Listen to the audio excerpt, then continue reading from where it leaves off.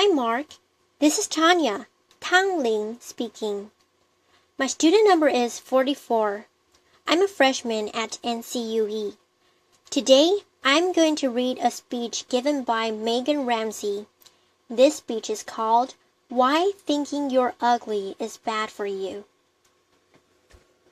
This is my niece, Stella. She's just turned 1 and started to walk. And she's walking in that really cool way that 1-year-olds do. A kind of teetering, my body's moving too fast for my legs kind of way. It is absolutely gorgeous. And one of her favorite things to do at the moment is to stare at herself in the mirror. She absolutely loves her reflection. She giggles and squeals and gives herself these big wet kisses. It is beautiful. Apparently, all of her friends do this, and my mom tells me that I used to do this, and it got me thinking, when did I stop doing this?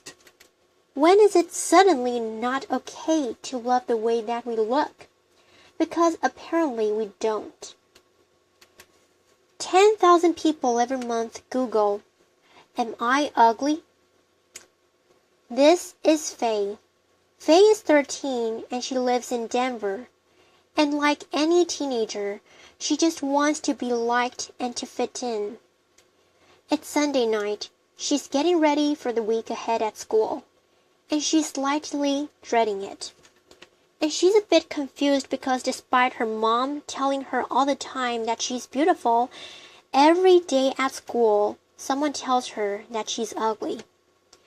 Because of the difference between what her mom tells her and what her friends at school or her peers at school are telling her, she doesn't know who to believe. So she takes a video of herself. She posts it to YouTube and she asks people to please leave a comment. Am I pretty or am I ugly? Well, so far, Faye has received over 13,000 comments. Some of them are so nasty they don't bear thinking about. This is an average healthy-looking teenage girl receiving this feedback at one of the most emotionally vulnerable times in her life. Thousands of people are posting videos like this, mostly teenage girls, reaching out in this way. But what's leading them to do this? Well, today's teenagers are rarely alone. They're under pressure to be online and available at all times, talking, messaging, liking, commenting, sharing, posting. It never ends. Never before have we been so connected, so continuously, so instantaneously, so young. And as one mom told me, it's like there's a party in their bedroom every night. There's simply no privacy.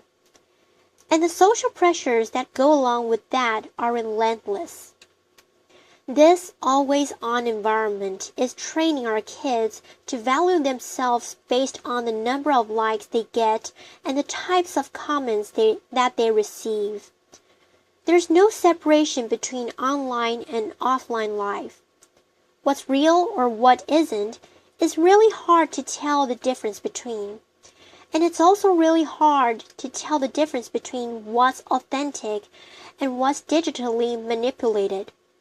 What's a highlight in someone's life versus what's normal in the context of every day?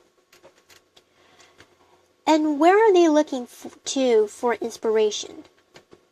Well, you can see the kinds of images that are covering the news feeds of girls today. Size 0 models still dominate our catwalks. Airbrushing is now routine, and trends like thinspiration, thigh gap, bikini bridge, and pro-ana. For those who don't know, pro-ana means pro-anorexia. These trends are teamed with the stereotyping and flagrant objectification of women in today's popular culture. It is not hard to see what girls are benchmarking themselves against. But boys are not immune to this either.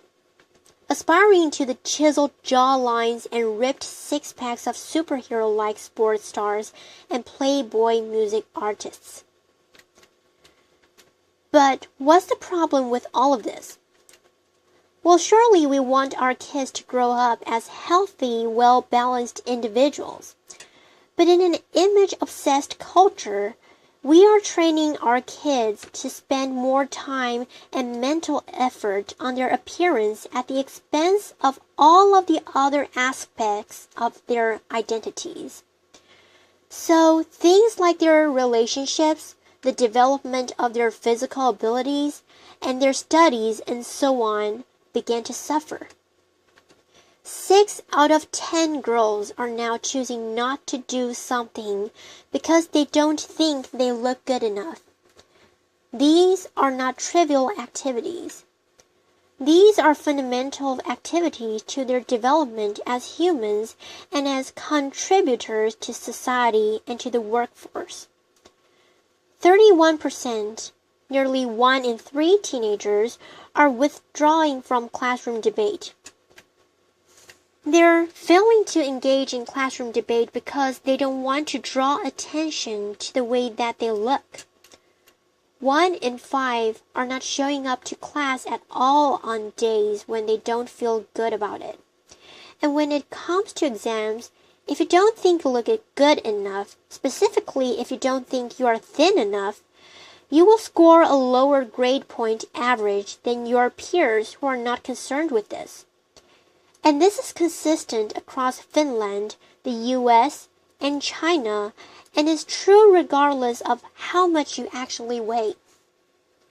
So to be super clear, we're talking about the way you think you look, not how you actually look. Low body confidence is undermining academic achievement. But it's also damaging health. Teenagers with low body confidence do less physical activity, eat less fruits and vegetables, partake in more unhealthy weight control practices that can lead to eating disorders. They have lower self-esteem.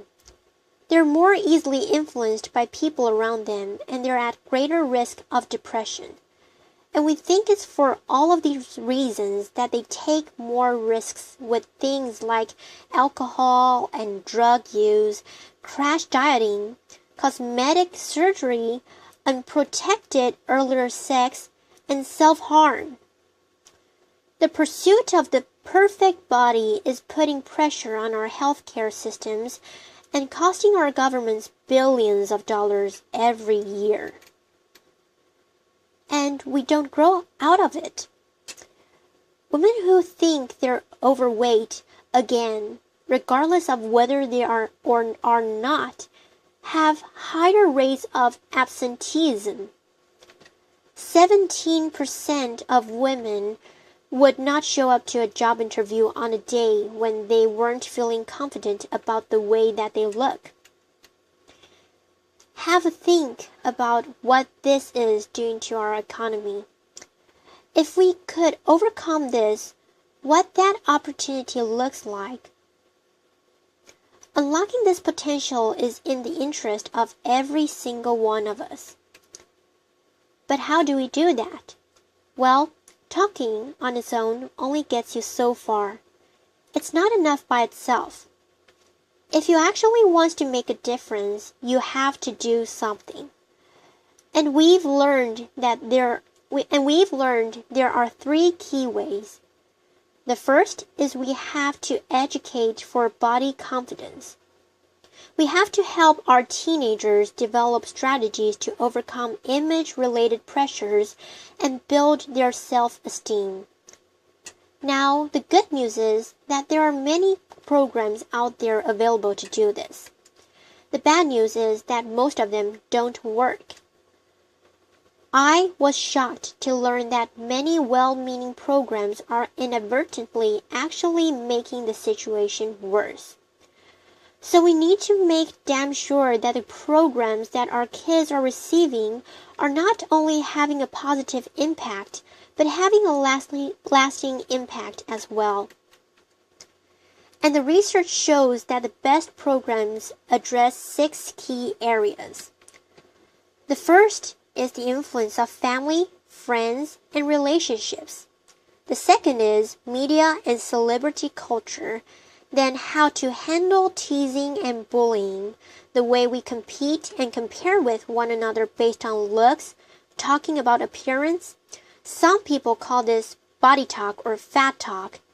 And finally, the foundations of respecting and looking after yourself. These 6 things are crucial starting points for anyone serious about delivering body confidence education that works.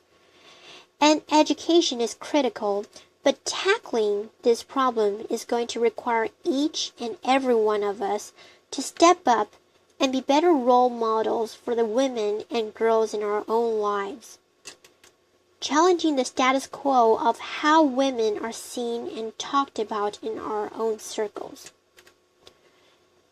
It is not okay that we judge the contribution of our politicians by their haircuts or the size of their breasts, or to infer that the determination or the success of an Olympian is down to her not being a looker. We need to start judging people by what they do, not what they look like. We can all start by taking responsibility for the types of pictures and comments that we post on our own social networks. We can compliment people based on their effort and their actions, and not on their appearance. And let me ask you, when was the last time that you kissed a mirror?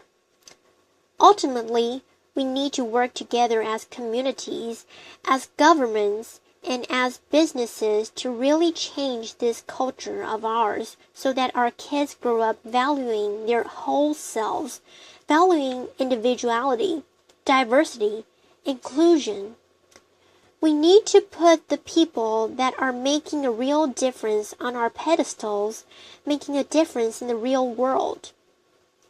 Giving them the airtime, because only then will we create a different world, a world where our kids are free to become the best versions of themselves, where the way they think they look never holds them back from being who they are or achieving what they want in life. Think about what this might mean for someone in your life. Who have you got in mind? Is it your wife, your sister, your daughter, your niece, your friend? It could just be the woman a couple of seats away from you today. What would it mean for her if she were freed from that voice of her inner critic, nagging her to have longer legs, thinner thighs, smaller stomach, shorter feet? What could it mean for her if we overcame this and unlocked her potential in that way? Right now, our culture's obsession with image is holding us all back. But let's show our kids the truth. Let's show them that the way you look is just one part of your identity, and that the truth is we love them for who they are and what they do and how they make us feel. Let's build self-esteem into our school curriculums. Let's each and every one of us change the way we talk and compare ourselves to other people. And let's work together as communities, from grassroots to governments, so that the happy little 1-year-olds of today become the confident change makers of tomorrow. Let's do this. Applause. This is the end of the speech. Mark, thank you very much for listening. We'll see you next time. Bye-bye.